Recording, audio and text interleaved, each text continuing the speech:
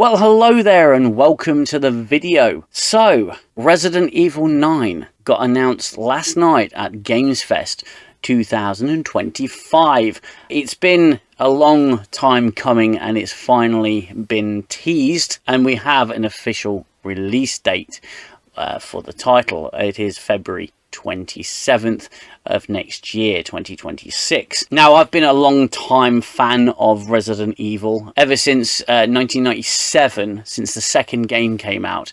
I missed the first game, but I went back and played it once I'd played Resident Evil 2 and absolutely loved the Resident Evil series. And it's gone from strength to strength. It's faltered a few times. Certainly with the release of Resident Evil 5 and Resident Evil 6, it sort of veered off the path of survival horror. But it was brought back to its roots in recent years.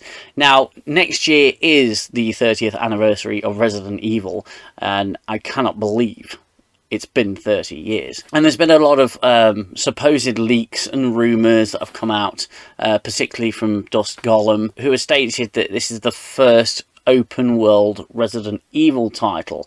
Now, I'm prefacing this video with that in mind because I've got a few sort of theories that I wanted to share with you. Now, the trailer itself I thought was really good. It was sort of on par with the Resident Evil 2 remake announcement trailer. It reveals that one of the game's characters is going to be Grace Ashcroft. That's the daughter of Alyssa Ashcroft from the Outbreak games. The Outbreak games are now considered canon, which is absolutely fantastic. And she's working with the FBI, and it's revealed that her mother, Alyssa Ashcroft, from the Outbreak series, was murdered 8 years prior. Now, that's interesting that they've actually killed off a Resident Evil character, no matter how small they are, from quite a popular game from the early 2000s. I found that quite interesting. What happened next absolutely blew my mind.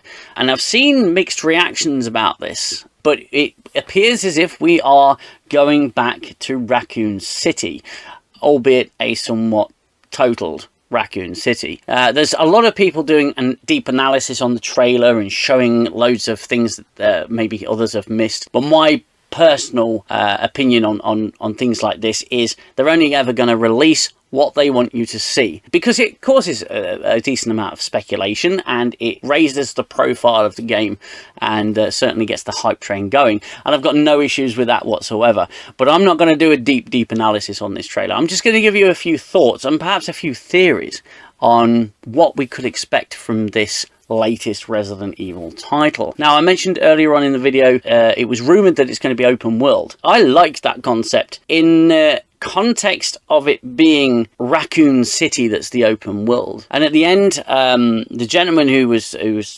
hosting the event, he said that it's going to not just be survival horror, it's going to be action. And alarm bells went off in my head and I went back to the trauma that was Resident Evil 6. Now, like it or not, a lot of Resident Evil fans think it veered too far off the path of survival horror, which I tend to agree with. However, if you put together the idea of an open world and a decimated, destroyed Raccoon City, I think that's got real potential. You see, if it is an open world, then much in the same way that The Last of Us 2 had a small open world section, which, you know, I don't like that game personally, but it was a great little section that took roughly about 2 hours to complete, and it wasn't very big. Now, if you bump that up, if you increase that in size and scale, we could potentially be having an open world Resident Evil title set in Raccoon City, albeit a decimated one. So when you're outside in the streets, it could be generally action. And then as you go from location to location and you go inside, say, you know, back inside the RPD, for example, that's where the horror could start, and that's where the horror elements could start to feed through. And I'd be completely open for that. They've only sort of revealed one character, being Grace Ashcroft.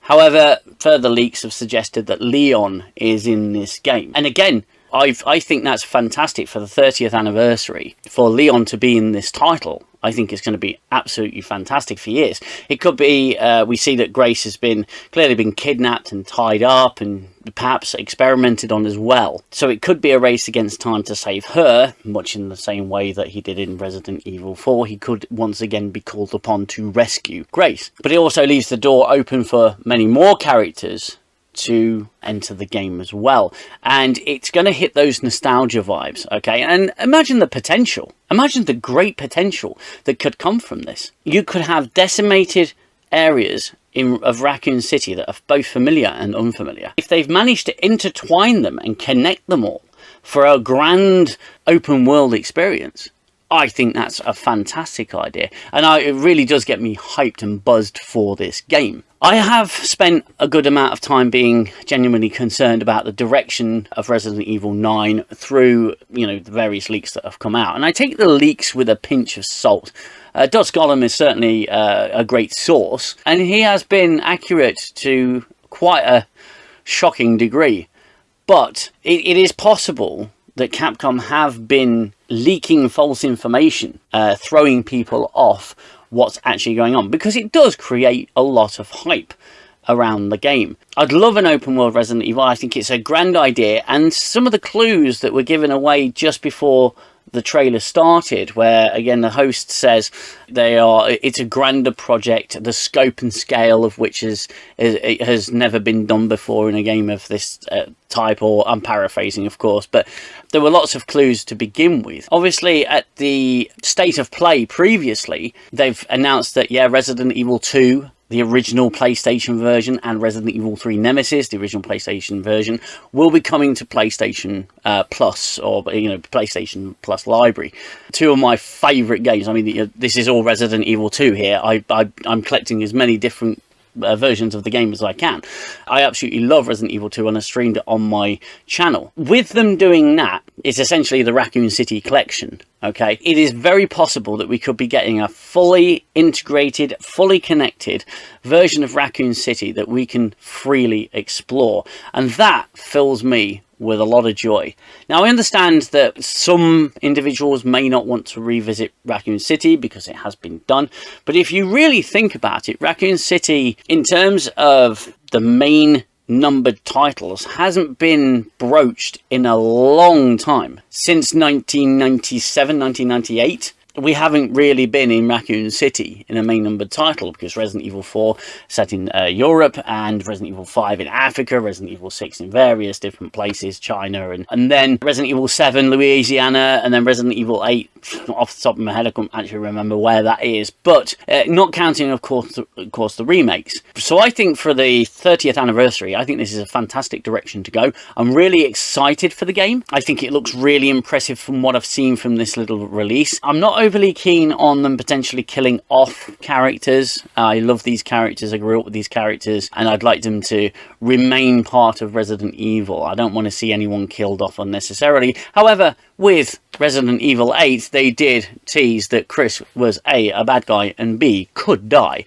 So it's still early days. There's more to come in August. There's going to be some playable segments for people who are lucky enough to play the game, which leads me to my final point, which is my main concern when it comes to games, because games are only as good as their gameplay mechanics, and Capcom haven't really let us down an awful lot in recent years. I am a little bit concerned about the gameplay.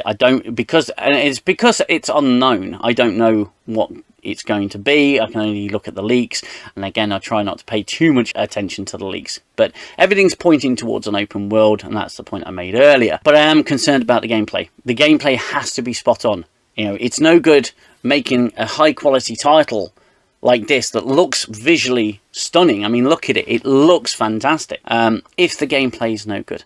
So that will be my next concern. But we will find out in August, and on February 27th 2026, you can bet your bottom dollar that this YouTuber will be live streaming that game on this channel. I cannot wait. I absolutely cannot wait for this new experience. I'm looking forward to them celebrating the 30-year anniversary in more ways than have been shown. What I'd personally like to see is a seamless HD remake of the original 3 titles. Been playing seamless HD version on my channel absolutely fantastic. It looks gorgeous. It plays so well. I'd like to see that option for consoles. Maybe an official Capcom release would be great for that. Also, there's a possibility we could be getting a remake of the Outbreak files. So yeah, there's lots of potential there, lots of possibilities. I really was impressed with what I was seeing. I was going to stream the Games Fest, but I was doing my other internet show, which is an evening in 10th order over on my other channel. So feel free to check that out. Shameless plug, I know. But that's all I've got really for this video. Until next time, look after yourselves, look after one another. I'll see you out there on live streaming. Until then, it's bye-bye for now.